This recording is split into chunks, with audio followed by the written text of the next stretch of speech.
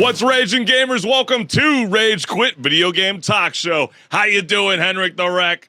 You know me, Chris. It's a Wednesday. I'm here. We're about to talk about some games. Man, we got a lot of things cooking up. It is a good day, man. We're always staying blessed, and we can't thank you, the gamers, for always tuning in live every Wednesday night at 6 o'clock Pacific Standard Time, because, you know, after all, this show wouldn't be possible without you gamers. And HenricK, we always like to start off the show with a bang, right? So we got a lot of viral content that's circulating all across the globe, so we might as well get right on into it. After spending 7 months meticulously recreating Arthur Morgan's journal from Red Dead Redemption, who needs sleep when you can document every pixel of a cowboy's life? And if you have no idea what I'm talking about, this girlfriend really put on quite the birthday gift for her boyfriend, and man, is she a keeper? I think so.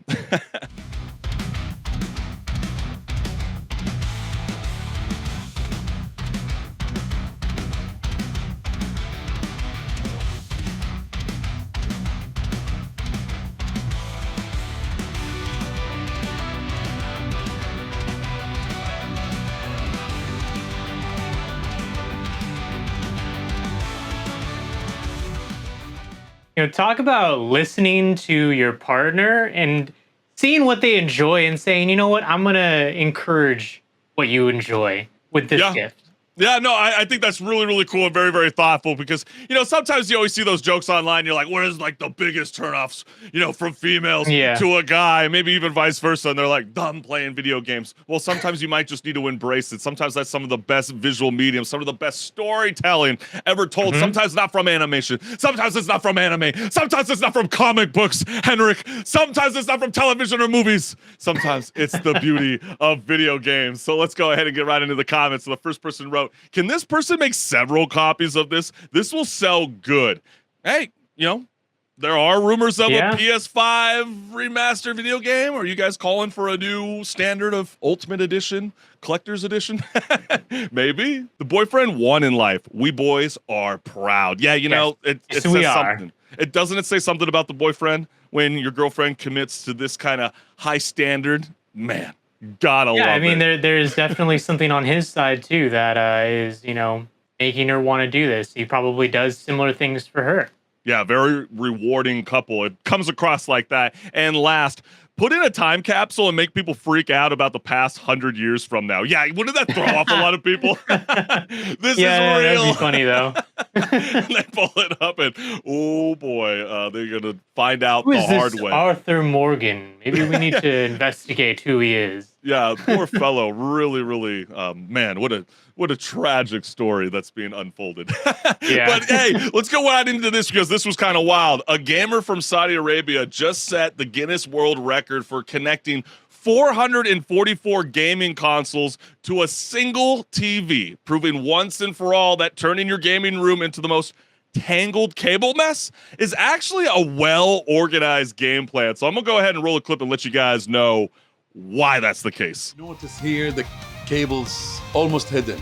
I used all the tools available in the market, everything available in order to organize the cable. Also to have a setup, it's not only to play, it's like a museum. And that's why this setup and this record took too much time for me. I'm so happy and proud that I'm officially a Guinness World Record holder for the most gaming consoles connected to a single computer. 444 gaming consoles, all different than each other, all playable. Thank you very much, and I'll be back. I'm sure a lot of people who see this didn't even think there was that many consoles out there, but there is. I know, isn't that really wild? I mean, remember, like, even in the Wally World and Tarjay days, right? You know, where you would literally have your RCA cables connected to a joystick that might be the face of SpongeBob, and you're using his nose as a joystick. I mean, think about those kind of style of games that might all connected into a single TV. Might kind of sound very silly, but that's pretty dope. I mean, he's not lying. It does come across like a museum. But once it's already kind of set up, you feel like you don't even want to move it. But I love this tweet. 1980. I bet there will be flying cars in the future, 2024. Nope, we have a single TV with 444 video game consoles connected. Hey, that's an accomplishment in itself. You know, maybe we don't have flying cars yet, but we have this at least. When you see the full breakdown from the Guinness World Record and they're showing how elaborate this setup is, where he has a separate computer showcasing the Excel sheet to every single adapter, it is a trip. My man got a spreadsheet for the HDMIs, just kind of like what I was suggesting. It's wild. It's not just HDMIs. They're like foreign cables that you're like, oh, I didn't even know that was a thing. Just like how, you know, some of this Gen Alpha might not even know what a VHS is. I know that is a real thing, fam.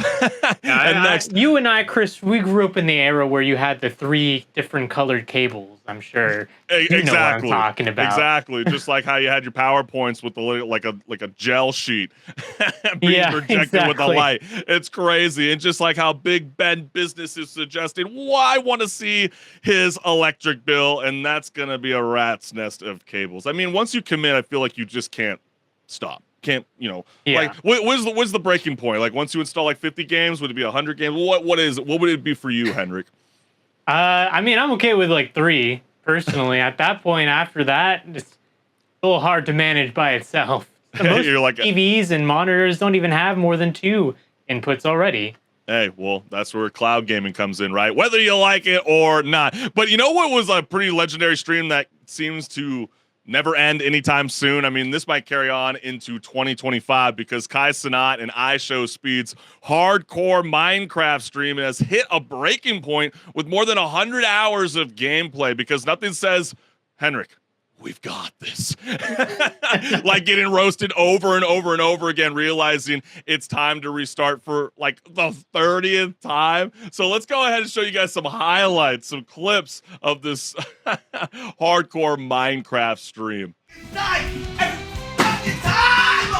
We gotta do this shit no more. I don't wanna play. Hey, come on, bro. Oh, I'm trying. The niggas killing me. They was fucking me up. That was 6 fucking hours of our fucking time, bro. 6 fucking hours. What?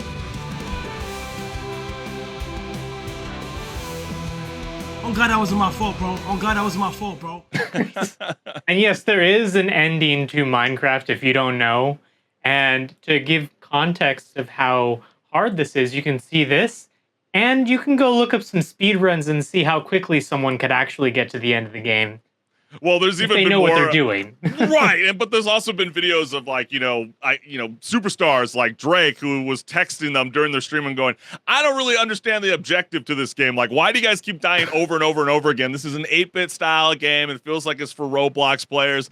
Like, why are grown-ass men not able to accomplish something that seems easy, but it's actually a lot harder than most people think, especially if you're just kind of jumping in like a novice like Kai Cenat and iShowSpeed. But the fact that they're still trying is crazy, because I would have gave up.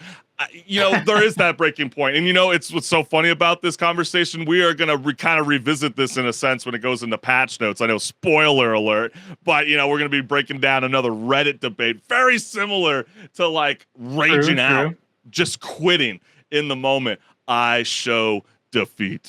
What would you say to this, HenricK? To pray to his gods, because he's gonna need them.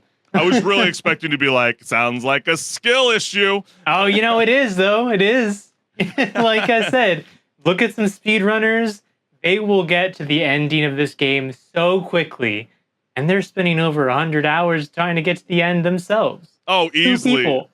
They're so bad at the game, it's insane. I already finished it in 4 hours, and they're struggling in the nether. I mean, every game, everybody's got their like go-to game where it's a niche, it's a calling, like they can embrace the the heat, but clearly these two gentlemen can't, and they might need to go back to something like just burning through Elden Ring or burning through Bloodborne. I mean, there is a co-op mode in Elden Ring, so they could do that at some point. Fair enough. And if you're not subscribed to my YouTube channel, go ahead and take a moment to scan the QR code, like, share, subscribe, hit the notification bell so you never miss a live show. And go ahead and scan that QR code down there as well. You'll go to my YouTube channel, and I'd like you to go like, comment, subscribe. You know the drill at this point. There's all sorts of stuff on there. Just stay tuned, all right? Man, we are only just cooking up as well. So are you ready to bring on the heat? You ready to rock and roll? HenricK the Wreck? Absolutely. And I know what time it is. It's time for pause or repeat. Yeah, let's get it, my man. Woo!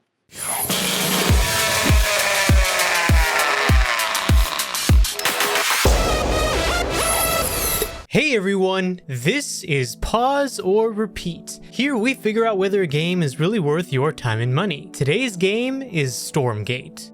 This game is in early access, so you can expect some things to not be fully polished yet. However, the fundamentals are mostly there so far, and they definitely hark back to StarCraft 2, fitting considering that the game is being developed by ex-Blizzard developers. But is the game successful in delivering on the promises of an RTS game to revive the genre? Let's analyze the gameplay and find out.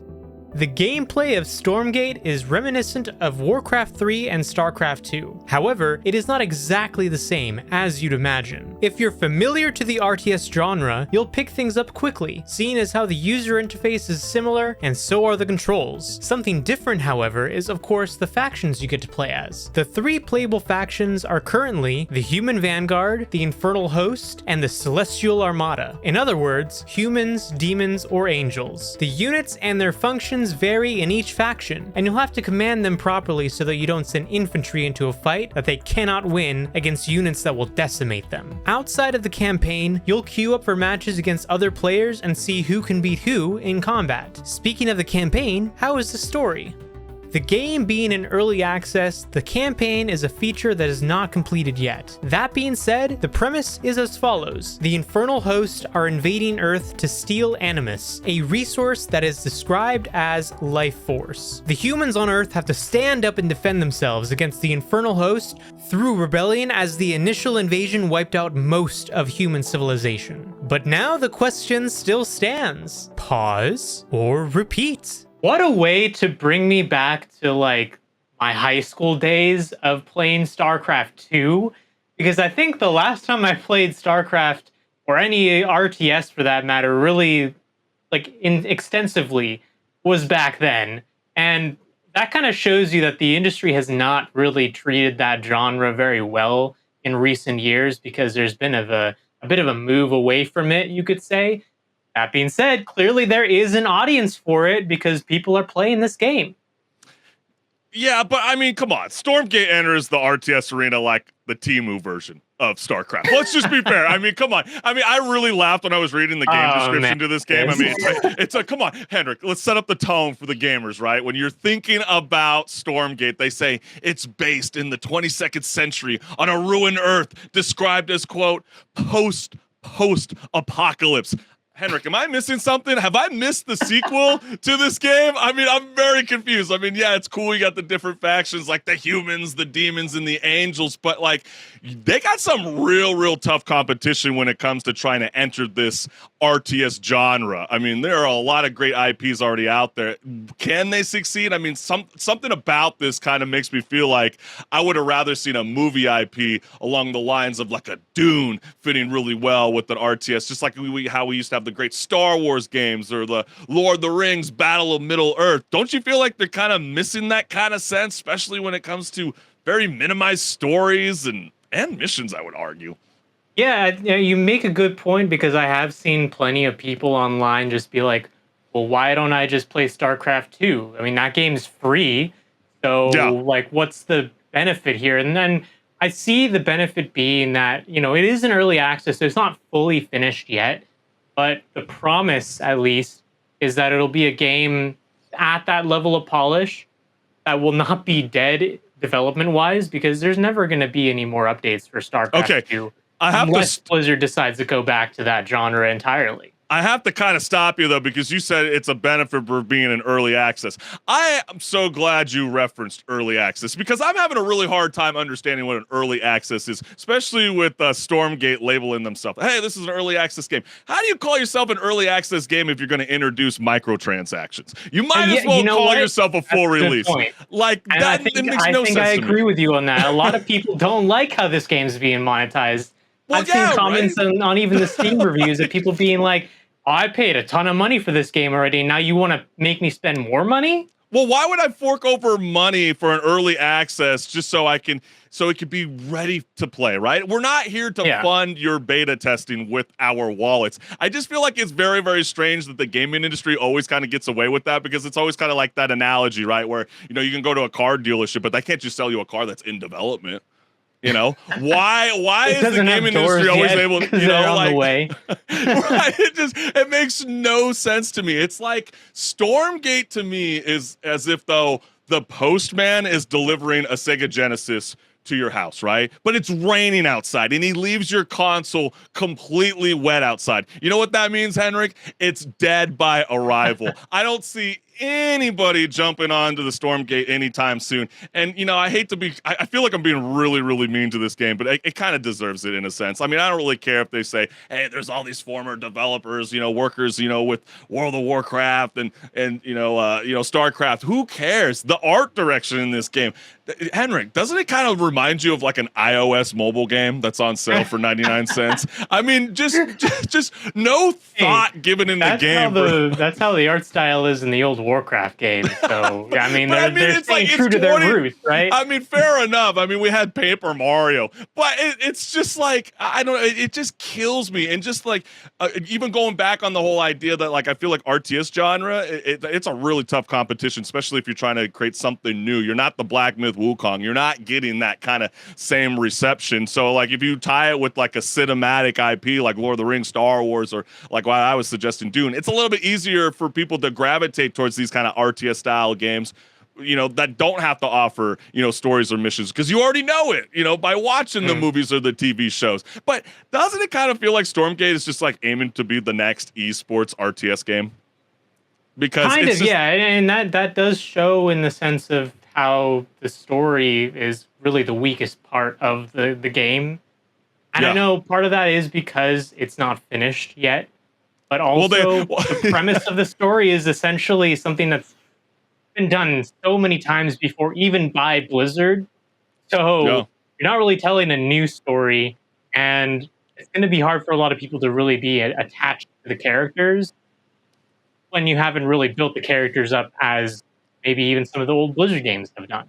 Right, and they're like, thank you for beta testing our game with your wallet. We have endless tournaments for you. And thank you, players. We have a map editor feature for you. So please expand on our own game and make it even more greater while it's still in its early access. Yeah, well, I mean, that feature is really cool. I do like when games do that. And well, absolutely. Just like we like Tony Hawk Pro Skater, and you get to create your own, skateboarding arena. But like when you look at that feature, it was part of the original, RTS games from Blizzard as well.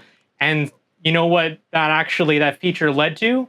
It led to Dota, Defense of the Ancients, being a mod, and then eventually getting a sequel, Dota 2, and actually diverting also to League of Legends, two games that are, I'd say, some really big players in the space of the industry. So, giving the tools like that to players might seem like a little bit of a cop-out on the developer side, but at the end of the day, if you have fans that are really passionate about your game, they're going to make game modes that you would never have thought of. And that's true. If they have fun with that, then you've already won because they're still playing your game. That's why I feel like it's so centralized trying to be an RTS esports game. I mean, it's got everything that you love, like the resource harvesting, base construction, worker training, army production, right? Like all from those stylistic games like Age of the Empire series, right? So, but I mean, it still kind of has that same problem too with RTS games. I kind of feel like where, most of the gameplay is just getting clogged up in the middle of the map.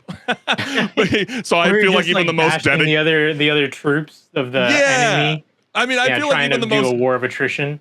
Right, yeah, it's like it feels like the most dedicated veterans of the RTS, fan base are gonna feel like this is a bit repetitive and a bit frustrating. So I don't know. Me personally, HenricK, I'm just like it's a pause. Like I don't see why this is gonna get glorified anytime soon. It was an effort for sure, but I mean, if they wanted to steer this game towards like a more mobile platform and kind of offer a more diverse base around it, then maybe the game will succeed. But to me, it's no. No. How about you, HenricK? I'm right there with you, though. As it is right now, it's definitely a pause as well for me.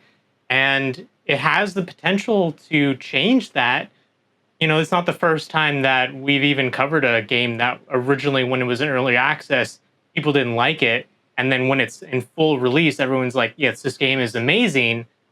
But, we're talking about the game as it is now, and we never should really, buy something, whether it be a product or a game or whatever, that has a promise of what it's going to be. You should buy it based on what it is currently. And currently it's a pause. Yeah, it's definitely, you heard it from us. You gotta always it's a cautionary tale when you see early access. Always be weary, my friend. It might be for you, but I don't think it's gonna be for everyone. But you heard it first from us. This was Pause or Repeat. Make sure you stick around because we got a whole lot left here on Rage Quit Video Game Talk Show. So you ready to rock and roll, HenricK the Wreck? Absolutely. We got some juicy topics coming up. Yeah, come on, let's get it.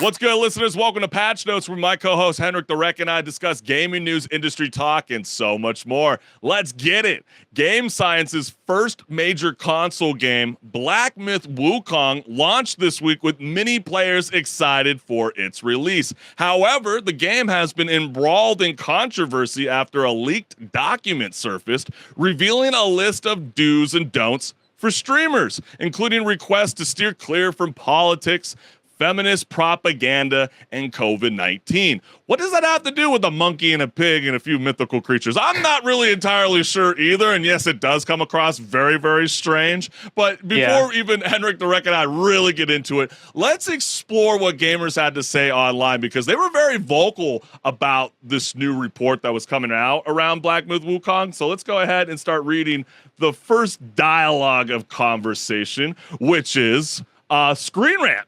Yes. Kill the Japanese man, Yosuke. I love this French game. Very diverse. And then also Screen Rant. Why are you respecting your own culture? There's no diversity. And HenricK, you want to kind of explain why that's going down? Why are people making memes around Black Myth Wukong? Well, this one in particular, it's because a lot of people pointed out the inaccuracies and actually a little bit of the defacement of Japanese culture that the Assassin's Creed Shadows game is doing. And then Black Myth Wukong, in comparison, is trying to be very respectful of the mythology surrounding this story of Wukong. And some people have, game journalists, is what they're pointing out here, have not been too kindly of the fact that they've been doing that. Yeah, and it freaked out a lot of streamers. I mean, they didn't have to sign an NDA, but there are embargoes, which means there could be legal matter if you don't comply. Or often, streamers that get game keys for style of games like this, especially Game Science, which is their first major console game, you don't want to be blacklisted from future releases. So they get kind of worried when they have stuff like this of do's and don'ts that get released. But you also got a person named Rick Scott who says, good for them. The world needs less identity politicking and more good fun from gaming.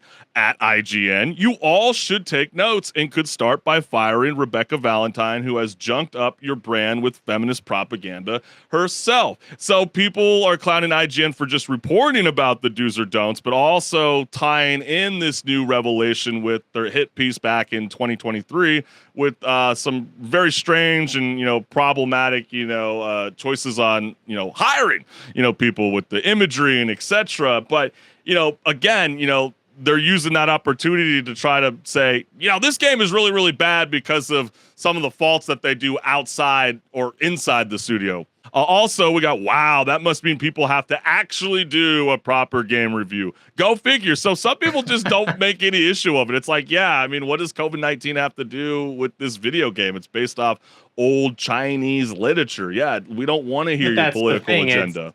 It's from a Chinese developer. So, they're probably worried that people who are reviewing the game are probably going to bring up the fact that it's a Chinese developer and somehow link that to COVID. Because, somehow you're going to link it to that because that's like the origin, supposedly, of this, of the pandemic that we had. But what does that also say about China, too, where they have to kind of embrace some of that Western ideology, even in their own marketing and PR for this game. Because again, some people have been kind of clowning the idea that, the success of Wukong, unlike, Screen Rant, who gave it a 3 out of 5. And if you look very, very closely, as this person said, I can't stop looking at this, but a review person gave Black Myth Wukong a 3 out of 5. And as a con, so if you can see in the image, lacking inclusivity and diversity. When you play as a monkey ninja in a video game, matter of fact, there is also a character like a pig. Yeah, exactly. Like that's already by itself not the usual choice of a character, or like if you want to call it the usual choice, so like what are you asking for here?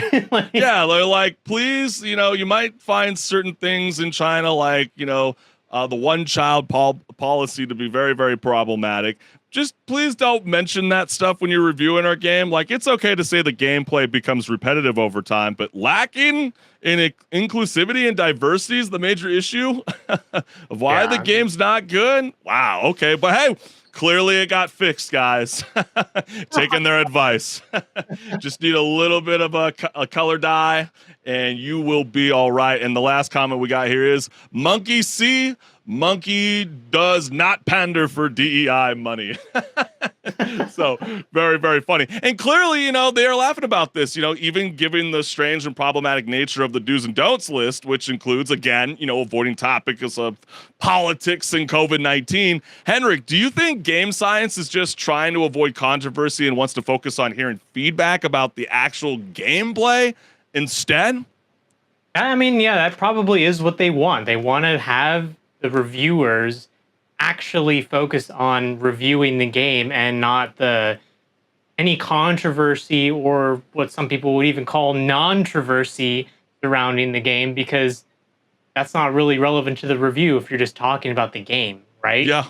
And clearly a lot of gamers actually don't even care if there's any controversy surrounding the game, because 2.3 million people peak concurrent players on Steam, like that is already beating records for they're Steam saying charts. It's the second highest peak player record in Steam's history. I mean, that's only beaten by spectacular PUBG, right? launch. So yeah, right. I mean, that is a spectacular launch for a Chinese action RPG game that just puts them on top of the global top sellers list. I mean, just like how you were saying, 2.3 million concurrent players. That is remarkable. And some would even argue too, this is a very, very much a watershed moment for China's gaming industry, because let's face it, they've had a lot of regulatory hurdles and policy changes.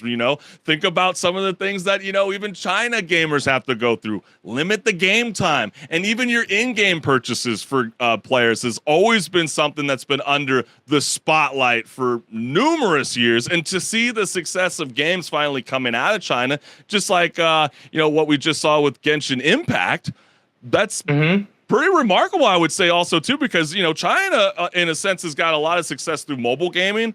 This is kind of like their first major milestone, I would argue, unless, you beg to differ when it comes to PC titles and console gaming. And what does that mean for the future? Because, people, we also know Saudi Arabia is also making a major push to develop numerous studios to develop video games. And maybe Western studios are kind of slacking in a sense. Yeah, it's the same thing that could be said about every industry. And it's that competition is always good for the consumer, because think of that in any industry. If one big giant is controlling everything, then you're only really going to have that choice. But if more developers are coming into the industry from different countries and delivering a good product at that, it's going to really make other countries realize, hey, if we want to deliver a game that is at the same level, we really need to put in the effort to make something good and not just kind of hope that people are going to buy it anyways based on brand recognition. Yeah, so true, man. And I know the game is also a resounding hit, because you could just look at, Chinese social media, which they go on, is called Weibo, W-E-I-B-O. They got over 2 billion views from hashtags revolving around Black Myth Wukong, and kind of just ended on a final note too, which I thought this comment really resonated. And this was coming from a Chinese gamer, and he said, You've ridden horses in the American West, been a pirate in Europe, a soldier on the foreign battlefields, and an assassin in Egypt. Now you can finally return to your homeland and be your own hero. You know, maybe that's something that Assassin's Creed can learn from. Yeah, I mean, every country has a mythology, and this is just Chinese mythology being told in video game format, and being told respectfully at the same time. And I think it's really awesome from what I've seen and played, because I am playing it currently. It's just a really fun time.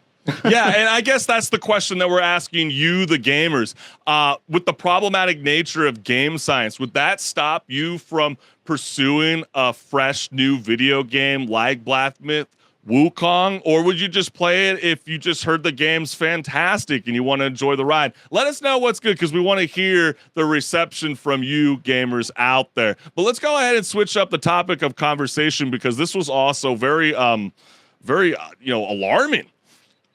Oh yeah.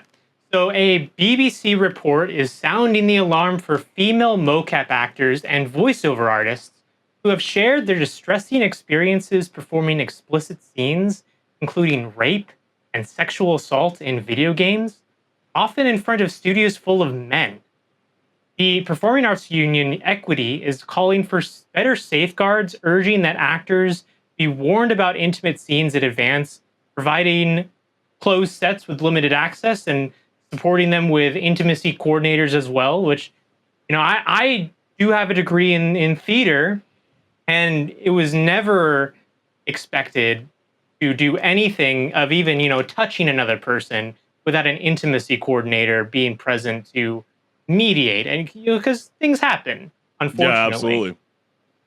But gamers around the world are reacting to this report with some comments that we have. So let's go ahead and jump right on into it, because the first comment we have here is: popular media has always featured traumatic events and sexual assaults being very common, one that's used to increase tension in the plot line. The issue here is these actors claim that they are asked to do these scenes with little or no prior knowledge, unlike movie actors who know beforehand what they're expected to do before shooting. The solution is that new laws need to be passed to prevent producers being able to exploit their workers like this. Yeah, that is a bit strange. I mean, how do you just jump into a scene not knowing any kind of story summary? That's where I just go, that is very, very odd. It doesn't make sense, because you have to mentally prepare yourself for that, as well as, if you're doing something, even voice acting, you have to really get into the character to do a convincing performance. So you have to physically prepare yourself, even if you're doing voice acting for this sort of thing too. Yeah, so true. And this person's put in all quotes: sex scenes are common in modern games, end quote. This is such a weird statement, because no, they aren't. Completely SFW games vastly outweigh mature games. Where is this statement coming from? How many mature games have sex of them? And of that percentage, how many have rape? I don't think any studio could even publish a game with rape scenes in it without receiving severe industry-wide backlash. And I know a lot of these kind of reports were coming from 10 years ago when they were working inside the scene. This was from a gal named Miss Jessica Jeffries, and she was kind of, mentioning these rape scenes that were being recorded under mocap. And people were wondering, what does that even mean? Sex scenes are common in modern games. What about Abby and The Last of Us? Gotta bring that up, of course. Well, fair enough, right? I mean, it might not be easy to think about something from 10 years ago. I'm even having a hard time thinking about a video game that, introduced a rape scene, but clearly people are still mentioning something right now. Yeah, I mean, at the same time, though, the medium of video games is starting to copy more and more what Hollywood movies have done, and The Last of Us is a great example of that, because it's a very cinematic game in its entirety. And what does Hollywood do? They do a lot of sex scenes.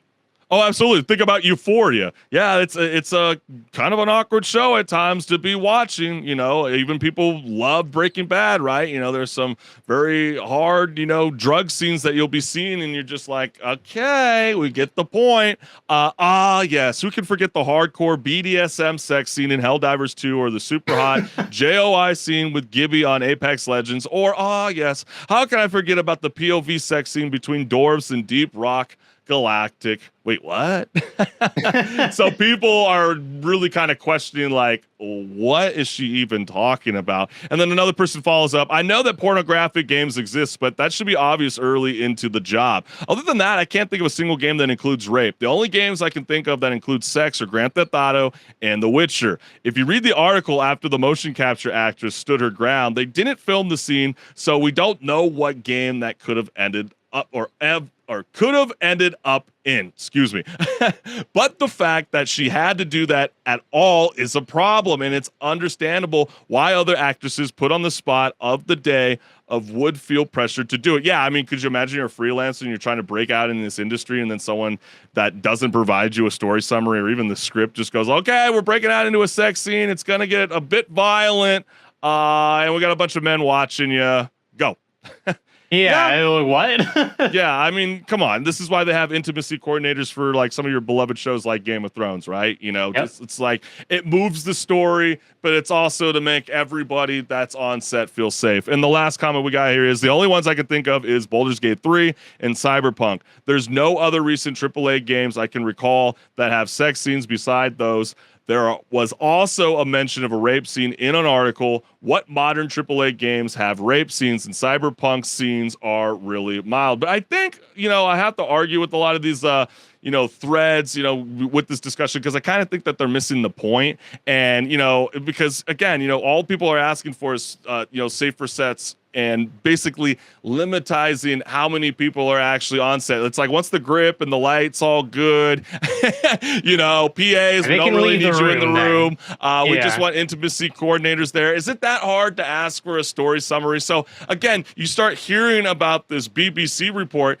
My mind actually, HenricK, went towards SAG, right? Because we know that they're on strike right now for the mocap and voiceover artists, demanding higher wages, AI protection, and even on-set medics. So are you surprised that this BBC report highlights traumatic on-set behavior without addressing these issues as part of the union's demand? I'm just, it's been a, you know, reported for over a week now.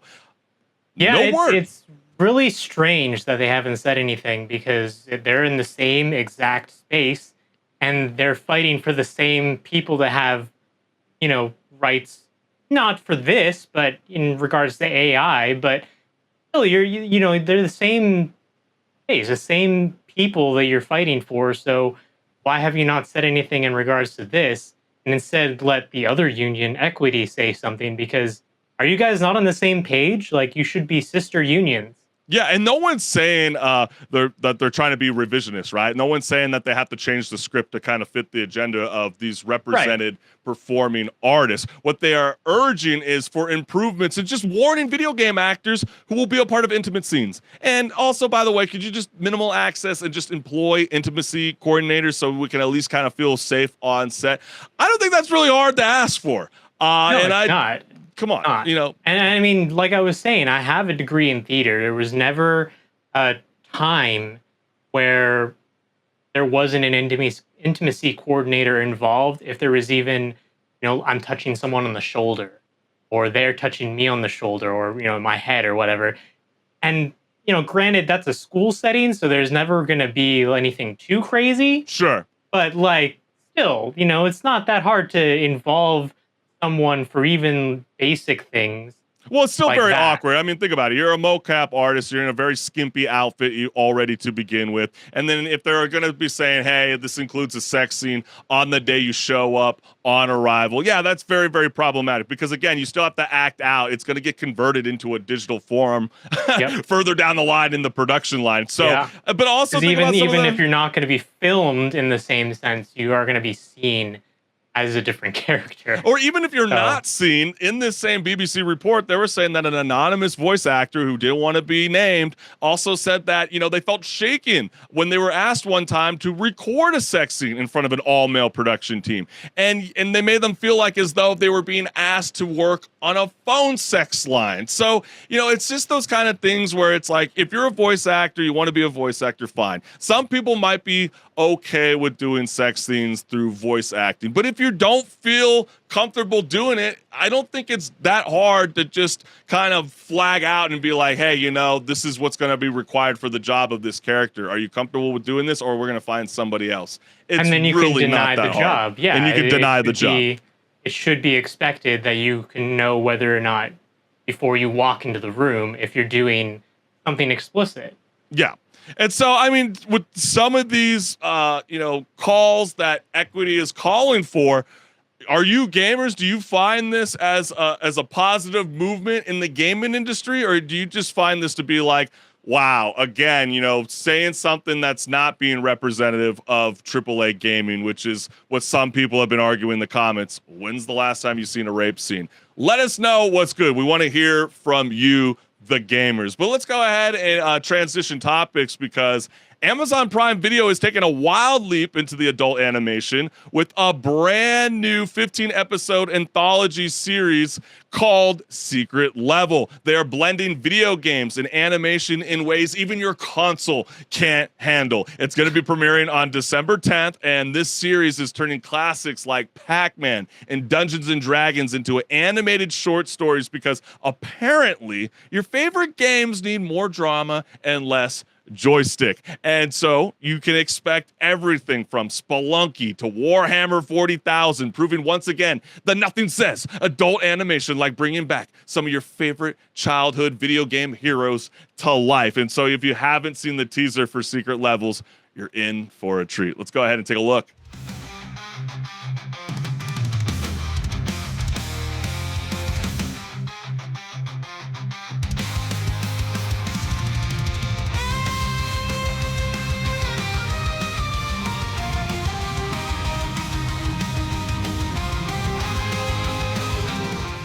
You know, looks really cool, and I hope they do it well, because it could be a chance for people who watch this to get introduced to a new game that they've never seen or heard anything before of.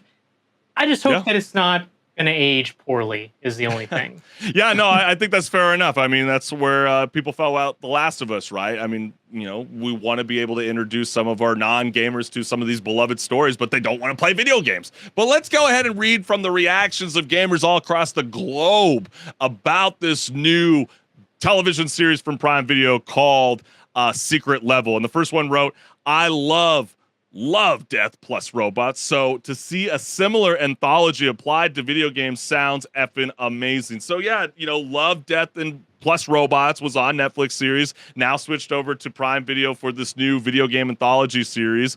I think it's pretty cool. Not every episode hit with me well, but some of them did really, really well. So, I mean, I still feel like that's a big promise after all. Next comment we got here is, yep, even though not every short in the Love, Death, and Robot series is a winner, I will defend it to the day I die. I love animated anthology series and video games. So, this is the easiest sell ever. Just hope Love, Death, plus Robots doesn't need to die for this to live. Oh, so not all the focus is on this new anthology series. People are like, no, please. Also, Armored Core and 40,000 actual peak. Yeah, people are really excited to see that.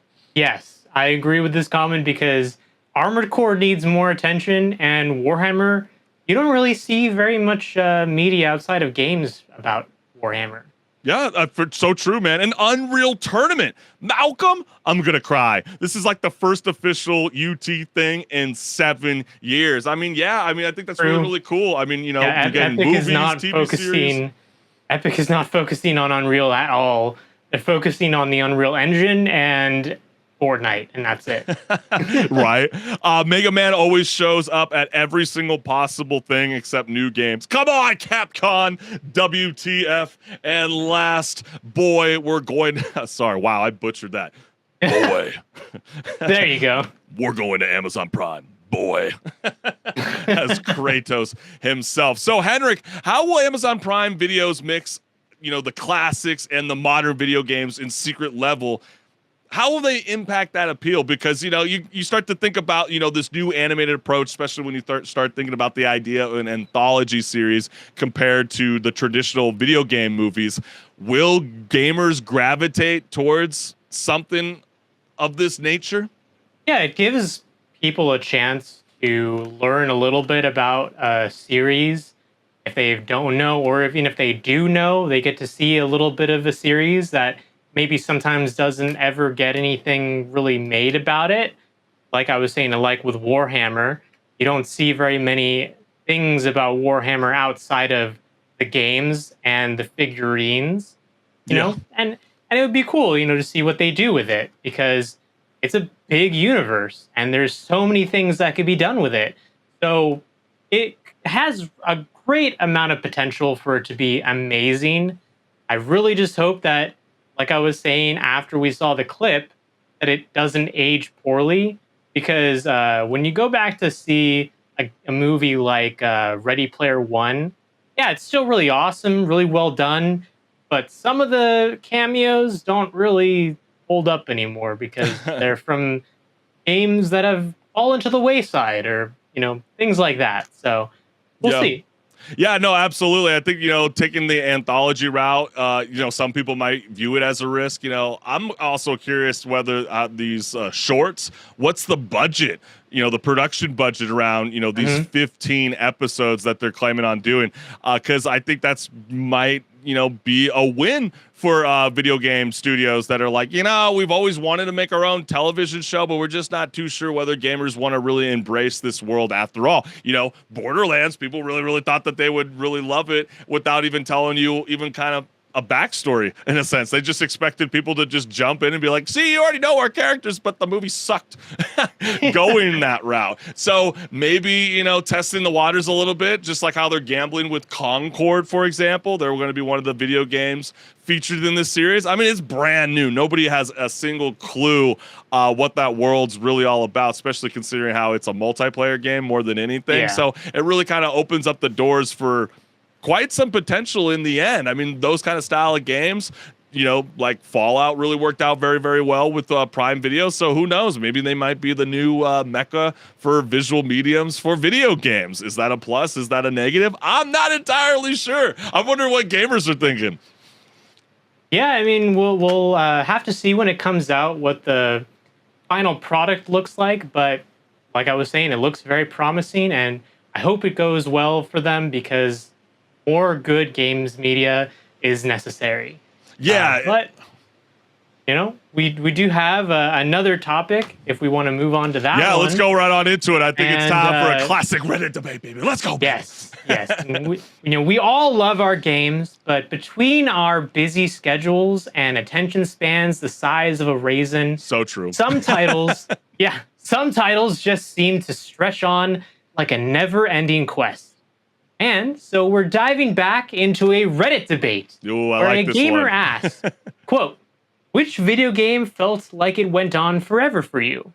And of course, gamers shared their thoughts on the debate with the following comments in response. Oh, yes, they did, HenricK. Let's go ahead and read the first comment. AC Valhalla, that is Assassin's Creed for you. I didn't realize it was over. I was anticipating a final battle, and then I'm in some NPC's yard, and that guy is too. And apparently, we were friends? Yeah, you know, that kind of sucks sometimes when a world is so massive where, you kind of miss those linear games like Uncharted, in a sense. Yeah, and that really is the trap that a lot of the open world games fall into, is that you lose that sense of direction for the story, and there's no longer urgency by the time you get to the end of it. So, yeah, you said it so perfectly. Alien Isolation. Wow, okay, I'm a little surprised by this, but let's go ahead and hear what he has to say. This generally isn't a complaint because I enjoyed more lore and fun/scary situations and cool scenery, but it was surprisingly long for a constantly tense horror game. Yes, I bet a lot of people are revisiting this series right now. Because of the movie that came out. Exactly. Yeah. And I think I'm with a lot of these people. It is terrifying. It is horrifying. You know, sometimes it's like playing Five Nights at Freddy late at night. I really want to complete the game, but the will, the power, is there a way? It's like the evil within, right? You know, that game is so freaking goddamn terrifying. Your heart's pounding through your chest. I thought I only felt that in Fall Guys. No, you can also feel that in Alien Isolation. Yeah. Borderlands 3, the story that just refused to move. Every single objective to progress the plot was interrupted because, quote, oh, you have to open this door, but the door has no power. We need a power. Oh, but to get a power battery, we need to assemble a battery. So gather these 5 materials and a battery casing from that guy. Oh, that guy was taken captive by bandits in a secret hideout. Only other guy knows the secret hideout. He will only tell you if you help him finish his masterpiece by ... end quote. So yes, you know, it was like, it never felt very focused. Yes, I am with a lot you're of just people. constantly doing fetch quests for fetch quest for a fetch quest. A never-ending side quest. I know the Yeah. main focus of the game isn't the plot, but holy crap, everything felt so artificially padded. It was driving me nuts. But hey, you know, they are offering it again, and it seems like they're getting some kind of fan base back revisiting the game. PC, Death Stranding, I still plan on finishing it eventually, and the guy's like, it's yes. okay. You just have to go through Walking. 2 hours of cutscene at the end, so don't stay up and try to finish it before bedtime like I did. Yeah, I mean, that is a classic Kojima move. I mean, look at Metal Gear Solid 4. That game has some of the longest cutscenes ever in a game. So, Yeah. I mean, some people always bitch about like not having enough cutscenes, just like how, you know, unfortunately, you know, the new Call of Duty Black Ops 6 cutscenes got leaked online, and then like, oh, there's not enough cutscenes. But then when, you know, Death Stranding does it, it's like too much cutscenes. You can never win in the end. I couldn't finish Skyrim, kept getting distracted by side quests and exploring caves. I'd be on a mission, then suddenly I'm picking flowers or chasing butterflies. Another guy followed up by saying, I've got well over 1,000 hours in Skyrim on various platforms. I've beaten the game maybe 3 times. Yeah, wow, bro. Yeah. Maybe you are unlucky magician. How could you say that? How are you distracted by chasing butterflies in the end? What is or he you're just, talking you know, about? you're going through Whiterun and you're punching that dude Nazim in the face one last time. Okay, fair enough. Because you don't want to keep hearing him say the classic line he says, "Have you been to the Cloud District?" Yeah, I know. Of course not. Yeah, right, I'm gonna beef with you all day. Keep watching you revive over and over and over again. Beef with every other villager. And then Donkey Kong 64. Don't get me wrong, fantastic game, but how the F someone could play this while working full-time, having a family and commitments is beyond me. But doesn't that say a lot about Nintendo 64 and how a lot of those kind of games live the test of time and how much thought was given in some of those games? Well, also, the company that made this game, Rare, they had a classic a way of handling the games that they made. You know, they also made the Banjo-Kazooie games. Yeah. And that game also, just like Donkey Kong 64, can feel like it's going on for a very long time because it's a collectathon. Mm-hmm. You got to go find every bit of collectible in that game if you want to get the full ending. I think that's also another fair point too when it talks about, you know, games being too long. It's not that they're like so difficult and you walk away and then you go and revisit. It's just that game that just feels so long. Like I don't understand the point. So HenricK, like which video game made you feel like you needed a personal assistant or maybe a month off of work or just a map to get through it? And did you actually manage to finish the game or did you just throw in the controller and call it a day? I really need to know. Like what was that video game? You know what? When I thought about my answer to this, a couple of options came to mind, but I think the best example for me personally was actually The Witcher 3. And not in a bad way, because I did finish the game.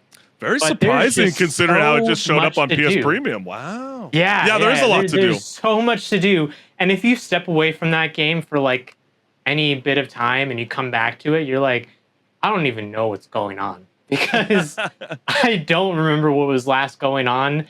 And I do feel like I need a personal assistant to come in and be like, oh, you actually were doing this last. And you're working towards these 5 different things at the same time. Yeah, I mean, it's just like I suppose like that guy was saying about Skyrim. If you're jumping into the game late, then yeah, I might feel like it's a task, you know, because, you know, you had to be there in a sense. It's like Witcher 3, right? You know, when I kind of think of a game that just feels like too long, Kingdom Hearts, can't really get down with it. I can't stand that stupid like transitioning from like different maps, you know, where you have to jump didn't in like going through all the different Disney worlds? Yeah, the spaceship and stupid shit like that. Can I just fast travel to the location? Why do I have to jump in a goddamn freaking ship and then shoot a bunch of stupid things in the sky, you know, in space for like a full minute or two? That thing like drive me nuts so much. And then you have to kind of know a lot of the lore. Like some people are like, no, it's okay. You can skip Kingdom Hearts. You can jump to the Kingdom Hearts 3.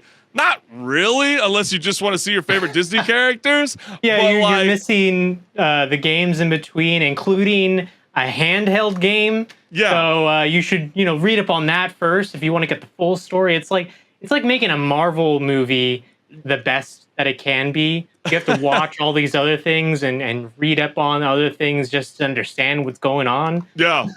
No, it's so true. And it's like, I just can't possibly revisit it. It's like if I were to do Sly Cooper, and revisit that. Oh, yeah, that never gets old. That never gets old. You were talking about collecting stuff like that. But I could see where some people can feel the pain revisiting Skyrim or The Witcher 3 all over and over again, even though we still celebrate what it brought for further development in the video games that we all love playing today. And so yeah, I mean, we got to really know from you, the gamers out there, like, what is a game that you just felt like was like so freaking long and you're just like, what's the point in investing?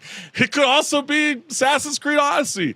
Who knows? Are these games just tiresome? Let us know what's good, or do you love it? Do you love it? Do you love spending hundreds and hundreds of hours in these video games? We need to hear from you, the gamers. But man, HenricK, this has been such a kick-ass show. And for all the gamers out there, we can't thank you enough for tuning in to Rage Quit. So make sure you subscribe, hit the notification bell so you never miss a live show. So here's my QR code. Like, share, subscribe, and never miss a live show along with your homeboy. Yeah, go ahead and scan that QR code as well. You'll go to my YouTube channel, and I'd like you to do all the things that we all know how to do on YouTube at this point. So go ahead and do that and join the conversation. That's right. And we will see you live every Wednesday night at 6 o'clock Pacific Standard Time for Rage Quit Video Game Talk Show. See you then, fam, and enjoy the rest of the week. Peace.